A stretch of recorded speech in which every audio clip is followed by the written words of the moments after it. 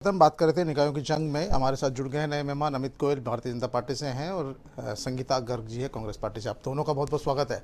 नमस्कार। बहुत सारे चुनाव परिणाम आ चुके हैं और काफ़ी तस्वीर जो है साफ होने लगी है। हालांकि अभी पूरे परिणाम आने में समय लगेगा, लेकिन जिस तरह के नतीजे, जिस तरह के रुझान दिख रहे हैं, वहाँ मामला कांग्रेस और पार्टी दोनों के लिए, कांग्रेस और बीजेपी दोनों के लिए ही 50-50 नज़र आ रही थी। सुबह लग रहा था कि दोनों तीन बोर्डों पे कब्जा होगा, लेकिन अब तस्वीर थोड़ी सी बदलने लगी है। हेरिटेज में जहां कांग्रेस का पलड़ा भारी है, वहीं ग्रेटर में अभी बीजेपी का पलड़ा भारी माना जा रहा है। कोटा उत्तर की बात करें तो कांग्रेस और दक्षिण में भारतीय जनता पार्टी, ऐसे ही जोधपुर में एक बोर्ड में कांग्रेस और एक में बीजेपी का पलड़ा भारी नज़र आ रहा है। लेकिन अभी भी उम्मीद है कि परिणाम आएंगे तब तस्वीर पूरी तरह साफ हो पाएगी। निर्दलियों को भी लोगों ने भरपूर मौका दिया है। सीपीआई जैसी पार्टी को भी राजधानी जयपुर में एक सीट पर जीतने का अवसर मिला है। तो कहीं कहीं कह सकते हैं कि वाकई में कांग्रेस और भारतीय जनता पार्टी दोनों के बीच तीसरे मोर्चे की जो उम्मीदें की जा रही थी, उसमें सीपीआई ने कहीं कहीं अपना खाता खोला है। निर्दलियों को भी बहुत जगह पर जीत वरण हुई है और माना जा सकता है कि निर्दलियों को भी लोगों ने उनके काम के आधार पर, व्यवहार के आधार पर, या फिर भारतीय जनता पार्टी और कांग्रेस दोनों के प्रत्याशियों को नकार कर उनको अवसर दिया है। अमित जी, जिस तरह के रुझान आए हैं, जिस तरह के परिणाम आए हैं, किस तरह से देखते हैं आप? क्या उम्मीद है, लगता है शाम तक जब नतीजे पूरे आएंगे तो भारतीय जनता पार्टी 6 बोर्डों पर कब्जा कर पाएगी? देखिए, अभी जो चुनाव परिणाम चल रहे हैं उससे जिस तरह का मानस लग रहा है और जिस तरह की स्थिति नजर आ रही है, ये बात कहना तो मेरे हिसाब से कुछ अधिक हो जाएगा कि 6 बोर्डों पर बीजेपी अपना चलिए, बहुत अच्छी बात है, आपने स्वीकार किया और हकीकत को स्वीकार करना बहुत अच्छी बात है। अभी जो स्थिति लग रही है मेरे को, उस स्थिति से ये लग रहा है कि कांग्रेस ने जिस तरह का एक सांप्रदायिक ध्रुवीकरण करने का प्रयास किया था, तीनों निगमों को बांटकर, उस सांप्रदायिक ध्रुवीकरण में कांग्रेस सफल हो रही है। कारण ये है कि आप देखिए, जयपुर शहर, जोधपुर और कोटा, जिन क्षेत्रों में मुस्लिम वोट बैंक का बहुत भारी प्रभाव है, वहीं सभी जगह पर कांग्रेस अभी बीजेपी से आगे चल रही है, और जहाँ पर वो प्रभाव नहीं है वहाँ सभी जगह बीजेपी कांग्रेस से आगे चल रही है। कांग्रेस ने इसी गणित को ध्यान में रखकर, मैं समझता हूँ, ये परिसीमन किया था, और इस चुनाव को जीतने के लिए कांग्रेस ने अपनी सफ़ेद गांधीवादी टोपी उतारकर सफ़ेद गोल टोपी पहन ली। और निश्चित रूप से मान सकते हैं कि कुछ परिणाम कांग्रेस के पक्ष में जा रहे हैं, कुछ बीजेपी के पक्ष में आ रहे हैं, लेकिन कांग्रेस के लिए ये चिंतन का विषय है कि ये सारे काम करने के बावजूद वो आम जन का विश्वास क्यों प्राप्त नहीं कर पाई। मैं अभी एक टीवी चैनल पर माननीय प्रताप सिंह जी की बात को भी सुन रहा था, वो बड़े खुश थे। वार्डों का जो परिसीमन हुआ है, ऐसा नहीं है कि वो कांग्रेस के लिए फायदेमंद रहा हो, बीजेपी को भी फायदा मिलेगा। नई जो टीम नेताओं की है, यूथ की, वो उनको अवसर मिला है। बहुत सारे पुराने नेता थे जिनको कभी टिकट ही नहीं मिला, 65 के लगभग, उनको भी टिकट मिल गया।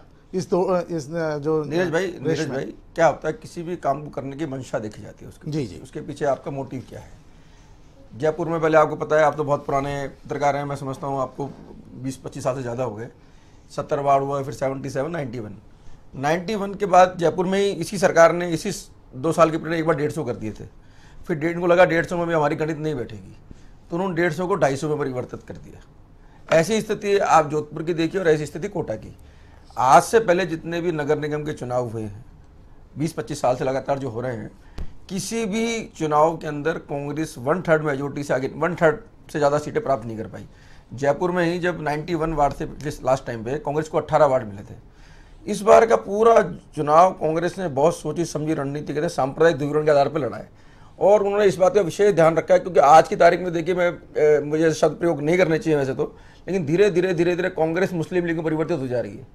आज कांग्रेस की बात नहीं, बिल्कुल सही कह रहा हूँ आपको। आप ये देखिए, इस बात को, इसको स्वीकार कीजिए। आप जब चुनाव परिणाम आए ना, तो लिस्ट देखिएगा। आप चुनाव परिणाम आए, आज ऐसा क्यों हो रहा है कि आप ग्रेटर में थोड़ा सा नहीं, लेकिन ग्रेटर में आप कमजोर हैं और हेरिटेज में थोड़ी सी सीटें ज्यादा मिल रही हैं। ऐसा कोटा उत्तर में क्यों मिल रहा है और ऐसा जोधपुर उत्तर में क्यों मिल रहा है? ऐसी बात नहीं है। पर्टिकुलर वोट बैंक को विधानसभा चुनाव में भारतीय जनता पार्टी ने एक मुस्लिम टिकट दिया मात्र, और इन जो निगम चुनाव है, मुस्लिम बाहुल्य इलाकों में 15 सीटों पर टिकट दिए हैं। तो ऐसी बात नहीं है, भारतीय जनता पार्टी का भी थोड़ा सॉफ्ट कॉर्नर हुआ है मुस्लिमों के प्रति, जितना हार्ड आप समझ रहे थे इतना नहीं है, जिस वजह से लोग भारतीय जनता पार्टी को वोट देते थे, आखिरकार उनका भी कहीं न कहीं हृदय परिवर्तन हुआ। संगीता जी, बहुत तीखा आरोप है, गंभीर आरोप है कि सांप्रदायिक ध्रुवीकरण करने का प्रयास किया, जात धर्म के आधार पर बांट दिया गया और इसका फायदा कांग्रेस को मिल रहा है। देखिए नीरज जी, अमित जी की बातों से स्पष्ट हो रहा है कि जिस तरीके से ये कह रहे हैं कि भाई आपने धर्म और संप्रदाय के नाम पर ये बांटा है, तो जहां भारतीय जनता पार्टी कहती है कि सबका साथ सबका विकास, तो इनका जो ये नारा ये धराशायी होता प्रतीत होता है कि इन्होंने खुद ही धराशायी कर दिया।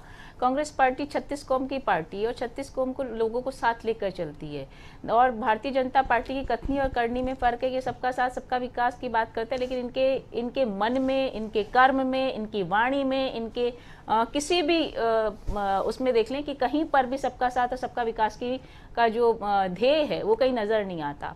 रही बात नगर निगम को बांटने की, तो भैया मेरे एक चीज बताइए कि जब पॉपुलेशन जयपुर की, कोटा की, जोधपुर की बड़ी तादाद में यहाँ पर पॉपुलेशन है, एक मेयर से काम नहीं चल रहा था, जनता किस तरह से देखते हैं, क्योंकि कोटा जैसा जो गढ़ है और वहां पर भी कांग्रेस पार्टी को अगर इस तरह की बढ़त मिलती है तो बड़ी बात है। देखिए, निश्चित रूप से जो चुनाव परिणाम है वो बहुत जल्दी बुरी तरह साफ हो जाए। जी बिल्कुल, इसमें कोई किंतु परंतु नहीं है, और मैं समझता हूँ कांग्रेस सरकार के लिए तो मंथन की जरूरत है। 2 साल आपने राजस्थान में शासन किया, जीत कांग्रेस नहीं, तभी मंथन की जरूरत है इनको। पूरी क्लीन स्वीप नहीं है कांग्रेस का। अगर वो 3 निगम जीत रहे हैं और 3 अगर हार रहे हैं, तो भी कांग्रेस के लिए सोचने की आवश्यकता ये है कि 2 साल के अंदर जो आप अपनी बड़ी बड़ी उपलब्धियां बता रहे हो, सुशासन बता रहे हो, या मान लीजिए आज मुख्यमंत्री जी के क्षेत्र में आप एक निगम जीत रहे हो और 1 निगम हार रहे हो, तो अगर आपका सुशासन था तो आप 1 निगम भी क्यों हार रहे हो? क्यों कोटा में आप 1 हार रहे हो, क्यों जयपुर में 1 हार रहे हो?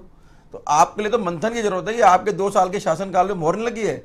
मैंने जो कहा कि कांग्रेस का जो वोट बैंक था, उस वोट बैंक के आधार पर कांग्रेस ने परिसीमन किया, तो जहां जहां वो वोट बैंक प्रभावित था वहां कांग्रेस को लाभ मिला है, इसमें कोई किंतु परंतु नहीं है। लेकिन कांग्रेस के लिए मंथन का विषय है, ये कांग्रेस की जीत नहीं है। ये उनका जो सांप्रदायिक एजेंडा था, उनका जो ध्रुवीकरण था, उनका जो परिसीमन जिस आधार पर उन्होंने किया था, उस योजना में उनको सफलता मिली है। जनता का जनादेश नहीं है वो। उनको तो ये विचार, मेरी बात सुनिए दिनेश भाई, जयपुर में आज रफीक खान जी कांग्रेस के विधायक हैं, अमीन काग जी कांग्रेस के विधायक हैं, प्रताप सिंह जी कांग्रेस के विधायक हैं, इधर गंगा देवी कांग्रेस की विधायक हैं, महेश जोशी जी कांग्रेस के विधायक, 5 विधायक हैं कांग्रेस के। उसके बावजूद अगर आप ग्रेटर में हार रहे हो तो आपको तो इस पर सोचना चाहिए। वहां तो चलिए आपने सांप्रदायिक बिल्कुल इस पर मंथन होना चाहिए। हार रहे हो ना, बिल्कुल हार रहे हो, मंथन उसमें करो। आपको तो दुख होना चाहिए, फिर आपके 2 साल का कुशासन भी है साथ में। इस पर जनता ने कौन सी मोहर लगाई है आपके ऊपर? आपके ऊपर तो जिन्होंने मोहर लगाई, इन्होंने मोहर लगाई जो आप पे लगाते हैं हमेशा। जिन विधायकों के इलाके में कांग्रेस पार्टी हारी है वहां पर जरूर मंथन होगा भी शायद, मेरे हिसाब से। संगीता जी बताएंगी, क्योंकि जिस तरह से इनकी पार्टी को बढ़त मिली, क्योंकि ये कांग्रेस पार्टी के लिए बड़ी जीत अपने आप में मानी जा सकती है, क्योंकि लगातार पिछले सालों में देखा जाए तो कोटा, जयपुर और जोधपुर तीनों जगह ही भारतीय जनता पार्टी के सबसे ज़्यादा समय तक महापौर रहे हैं, सबसे ज़्यादा समय तक बोर्ड रहे हैं। ऐसी स्थिति में उनके लिए जो भी मिल रहा है उनके लिए प्लस है। तो देखिए नीरज जी, सबसे पहले तो मैं अमित जी को ये कहना चाहूंगी कि जो इन्होंने कांग्रेस मुक्त भारत का सपना देखा था ना, वो इनके सामने वो धराशायी होता प्रतीत होता है।